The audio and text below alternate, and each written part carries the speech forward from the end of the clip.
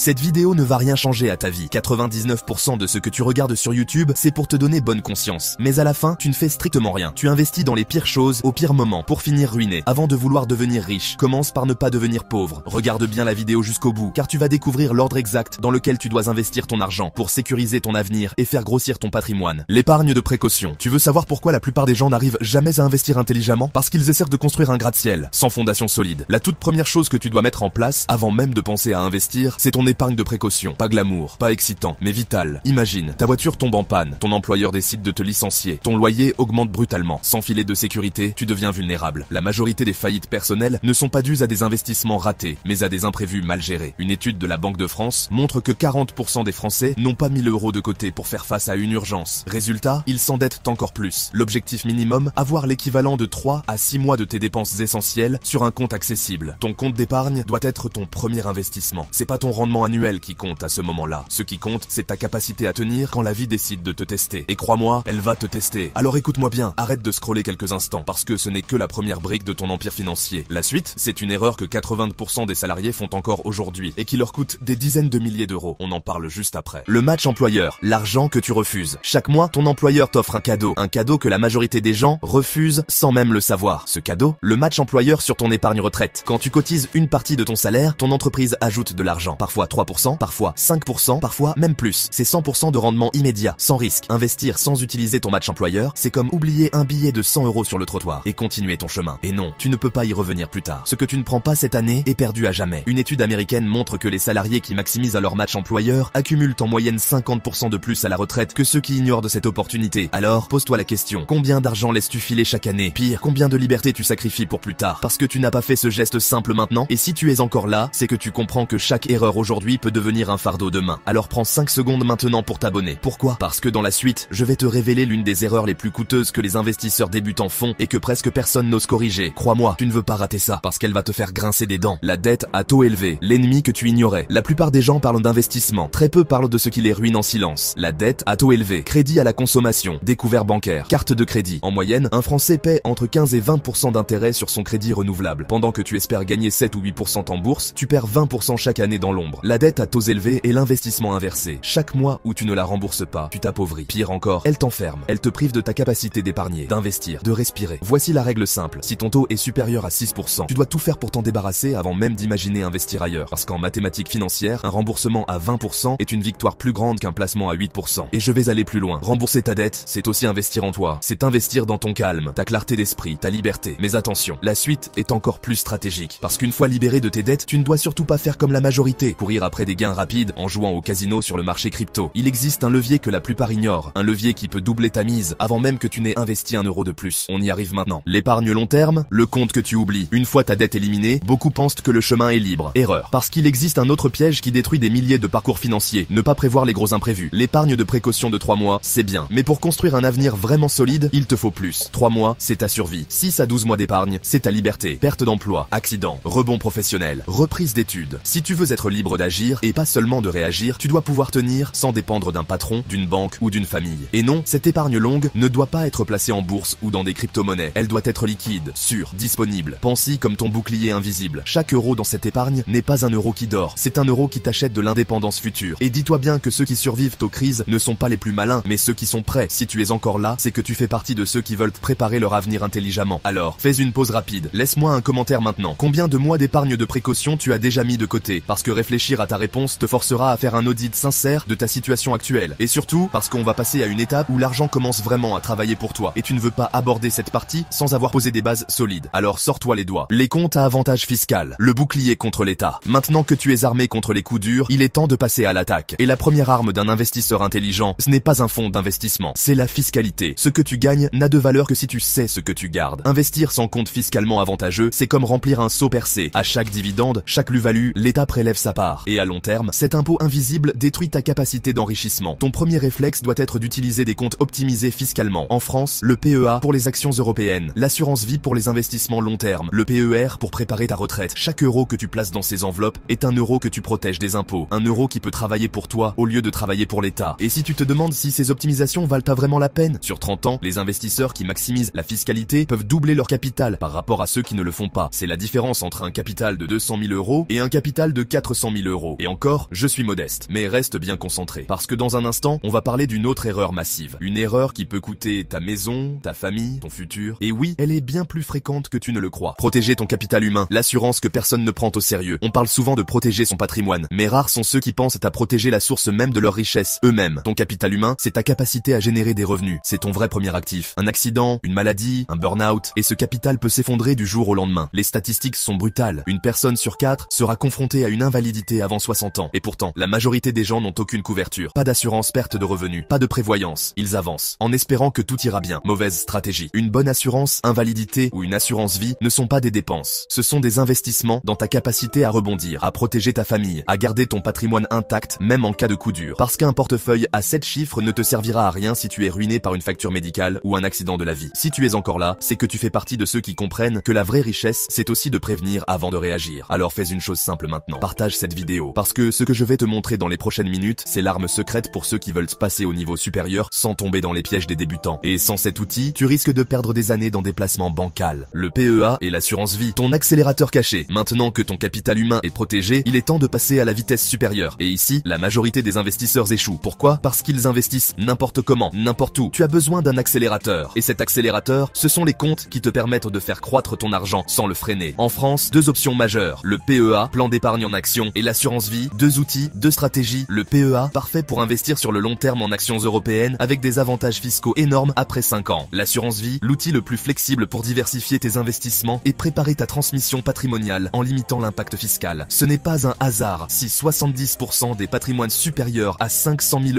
€ passent par ces deux véhicules. Parce qu'à long terme, la différence entre capitaliser sur un PEA ou laisser son argent en compte titre, c'est des dizaines de milliers d'euros en moins d'impôts. Et quand tu fais croître ton capital en silence, protégé, sans fuite fiscale, tu joues un tout autre jeu que 90% des investisseurs. Mais attention, il reste un piège redoutable. Un piège que même ceux qui savent investir continuent de négliger. On y arrive maintenant. L'immobilier, l'arme à double tranchant. Quand on parle de faire grossir son patrimoine, un mot revient toujours, l'immobilier. Et pour cause, 82% des millionnaires dans le monde détiennent de l'immobilier. Pourquoi? Parce que l'immobilier te permet d'utiliser un levier unique, l'argent des autres. Avec un crédit bancaire, tu peux posséder un actif bien plus gros que ton épargne réelle. Mais voilà le piège. Mal utilisé, ce levier peut devenir une arme de destruction massive. L'immobilier demande de la gestion, du temps, des compétences. Et beaucoup oublient que ce n'est pas un actif passif. C'est une entreprise en soi. Sans stratégie, tu risques l'endettement, l'impôt, les mauvaises surprises. Alors comment l'utiliser intelligemment? Ne choisis jamais un bien au hasard. Ne sous-estime jamais la fiscalité. Ne surestime jamais tes compétences. Parce qu'un seul mauvais investissement immobilier peut effacer 10 ans d'épargne. Et si tu veux éviter ces erreurs, prends une seconde maintenant pour liker cette vidéo. Parce que l'algorithme va comprendre que tu veux plus de contenu sérieux et concret pour construire ton indépendance financière. Et crois-moi, ce qui arrive ensuite va t'ouvrir les yeux. Parce qu'il existe un véhicule d'investissement que très peu de gens utilisent. Et qui pourtant peut faire toute la différence dans ta stratégie long terme. Les SCPI, le patrimoine invisible. Parlons d'une stratégie dont très peu de gens discutent autour d'eux. Parce qu'elle est discrète, silencieuse, mais terriblement efficace. Les SCPI, Sociétés Civiles de Placement Immobilier. En résumé, c'est la possibilité d'investir dans de l'immobilier sans devoir gérer des locataires, des travaux, des impayés. Tu détiens des parts d'un parc immobilier géré par des professionnels. Tu perçois des loyers réguliers, tu diversifies ton patrimoine et tu le fais sans lever le petit doigt. C'est l'arme secrète de ceux qui veulent profiter des avantages de l'immobilier sans les inconvénients. Et l'avantage ultime, certains montages te permettent même d'optimiser la transmission de ton patrimoine en limitant les droits de succession. Pas de paperasse compliquée, pas de frais de notaire exorbitants, pas de gestion au quotidien. Le revers de la médaille, tous les fonds ne se valent pas. Et beaucoup oublient d'étudier deux choses, la qualité du parc et la solidité de la société de gestion. Si tu choisis mal, tu risques de voir ton investissement se déprécier sans prévenir. Mais choisis bien et tu bénéficies d'une rente immobilière régulière et optimisée. Et ce n'est pas tout, parce que ce que je vais te montrer juste après, c'est l'un des secrets les mieux gardés des familles fortunées. Un moyen de léguer un patrimoine solide tout en gardant le contrôle total jusqu'à la fin. La société civile, le secret des grandes fortunes. Voici l'ultime étage, le sommet de la stratégie patrimoniale. Celui que très peu de gens connaissent, mais que toutes les grandes familles utilisent. La société civile. Qu'il s'agisse d'une SCI pour l'immobilier ou d'une holding familiale pour des investissements diversifiés, l'objectif est simple. Séparer la propriété du pouvoir. Tu peux détenir ton patrimoine via une société et transmettre petit à petit les parts à tes enfants, sans jamais perdre le contrôle de ton empire. Tu gardes les commandes, tu choisis qui reçoit quoi, quand et comment. Et le bonus, une fiscalité beaucoup plus douce en cas de succession. Parce que transmettre un bien en direct coûte cher en droit de succession. Transmettre des parts de société, beaucoup moins. C'est la stratégie des vieilles fortunes françaises, celle qui permet de bâtir, de protéger et de transmettre sur plusieurs générations. Et non, ce n'est pas réservé aux milliardaires. Tu peux commencer avec quelques biens immobiliers, quelques investissements bien structurés et bâtir toi aussi un véritable levier intergénérationnel. Si tu comprends ça, tu ne construis pas seulement ta richesse, tu construis un héritage. Si tu es encore là, c'est que tu n'es pas là pour rêver, tu es là pour agir. agir. Alors prends une seconde pour partager cette vidéo autour de toi, parce que très peu de gens ont accès à cette information, et partager ces stratégies, c'est donner une chance à ceux qui comptent pour toi à éviter les pièges et à construire leur liberté financière. Ce contenu ne constitue pas un conseil en investissement. Je ne suis pas agréé par l'AMF, et seuls les professionnels habilités peuvent vous orienter selon votre situation. Faites toujours vos propres recherches avant d'investir. Ce que tu viens d'apprendre ici, ce n'est qu'une partie du chemin. Si tu t'arrêtes maintenant, tu risques de construire un patrimoine sur des fondations fragiles, parce que peu de gens le réalisent, mais tant que tu as des dettes, tu es enchaîné. Même avec de bons investissements, tu avances avec un boulet au pied, et sans stratégie solide pour t'en libérer rapidement, tu resteras coincé, peu importe combien tu gagnes. Dans la vidéo qui apparaît à l'écran, tu vas découvrir comment rembourser tes dettes rapidement, même avec un petit revenu, la méthode exacte pour sortir la tête de l'eau, poser des bases saines, et enfin accélérer ta liberté financière. Sans ça, tu risques de rester prisonnier encore des années. Clique ici maintenant pour la découvrir, afin de comprendre ce que personne ne t'explique, et éviter de perdre le meilleur moment pour agir. Je t'y retrouve juste après, à tout de suite.